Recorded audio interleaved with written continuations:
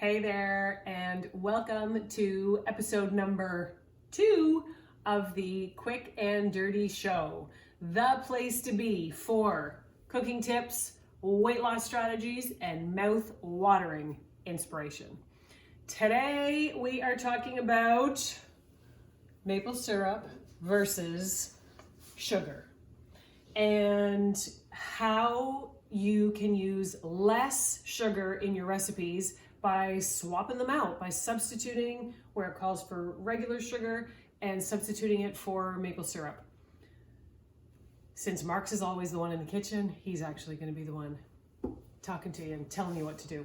All right, take her away there, Marxie. So, like a lot of good recipes, it starts with a story. Of course it does. And I was in Toronto, I was having supper, and I decided to have dessert. And on the menu was a chocolate, and I can't remember what the name is called, but it was like a French name, like remoulades or remoulade or chocolate something. And it was like a big, the waiter described it as a nice big piece of chocolate with some drizzle and raspberry goodness. And so I'm in. So I get it. And I had a bite of it, and I remember thinking, oh, it's super rich, but not overpowering. It's sweet, but it's not sickeningly sweet. It's and so chocolatey. At the end of the day, I asked what it was, and it was the fat was avocado based with good quality cocoa, and there was no sugar in it. There's no sugar in it. There's definitely sugar in it because it's so sweet. No, it was sweetened with maple syrup. And it's always kind of stuck with me. I thought, well, okay, what else could we do to replace refined sugar with maple syrup? So fast forward to today, and because that was a number of years ago, I'm often substituting where a recipe would call for refined sugar. I'm swapping it out with maple syrup, sometimes stevia, sometimes honey, but because we're often at the local markets here, we always have maple syrup. So when we're talking about maple syrup too, it's not the maple syrup that you're going and buying off the shelf in the grocery store, because that's going to be really processed. Again, maple syrup. Am I correct? Yeah, some of it, but I mean, there's some of the stuff that you can find at the markets. You can also find at the grocery store. All right, fair enough. So I would just look for pure maple syrup, not there's what are some of the names like breakfast syrup or pancake syrup or stay away from that stuff because that's just sugar. Yeah. Okay. So, and when I was doing some research actually in preparation for this show, I did some research about refined sugar versus maple syrup, and just in terms of like calories, and when you break it down, it's pretty much same for same in terms of the refined sugar versus maple syrup. And in terms of the calories, pretty much same for same. But if you're looking to just, first of all, use less sugar, which is always a good thing, to use less sugar, but also just from the processing standpoint, that to just go and get maple syrup, there's a lot less processing that goes into this rather than the refined sugar.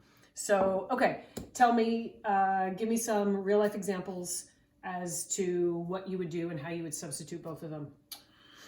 So I think it's important to note that as I've gone down this whole rabbit hole of substituting sugar for or substituting maple syrup in place of refined sugar, I think it's important to note, though, as well, is that we have drastically just reduced our sugar overall.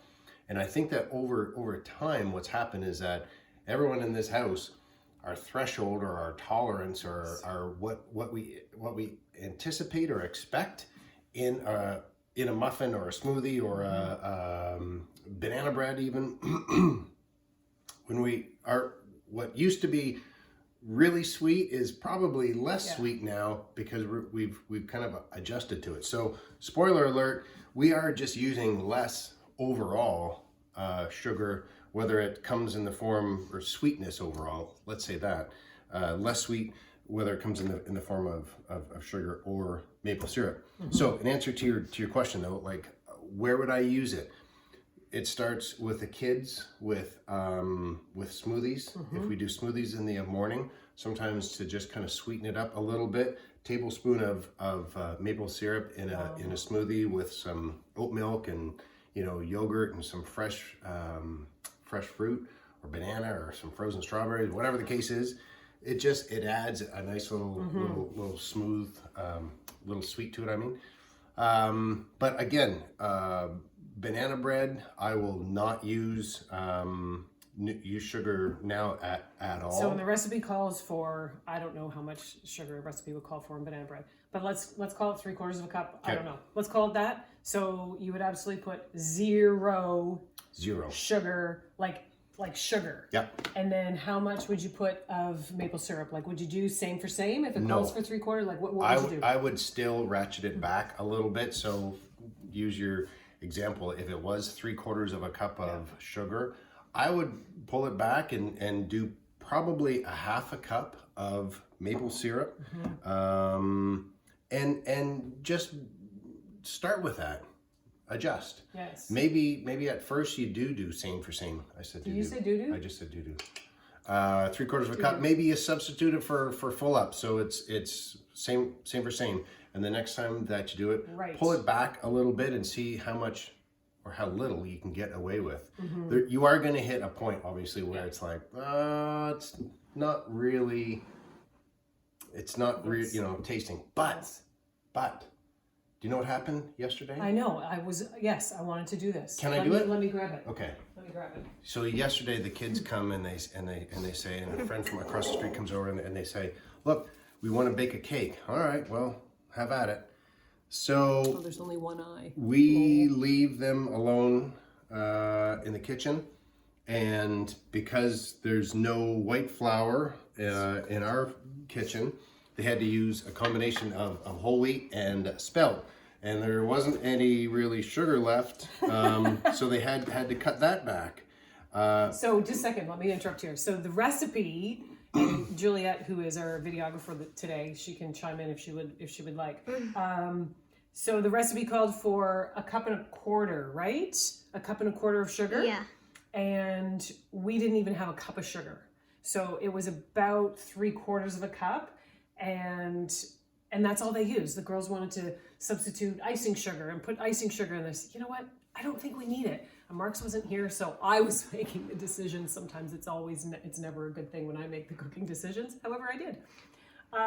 So it was like 3/4 cup of sugar, and it is delicious. It's delicious. It's a great cake. It's a yummy, moist cake that what I was really happy with too is that, I mean, it looks a little healthier because there's no white flour.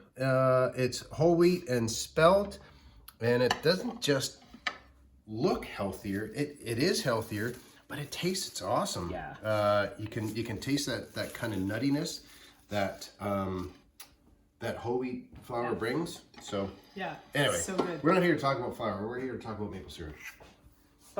And you just using less sugar in general. Yes. Using less sugar in general, because when you use less sugar in general, it just makes whatever you're cooking better because of less sugar content. What else you got? Well, or is that it? I think that's about it. That's about it. You know?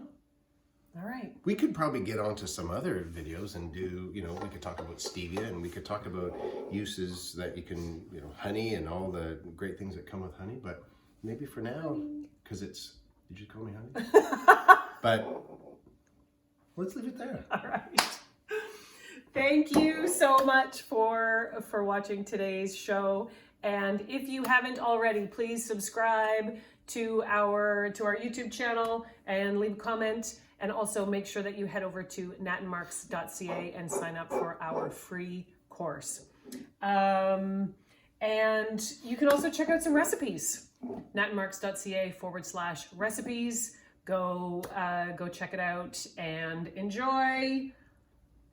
Remember, why settle for average when greatness is within your reach?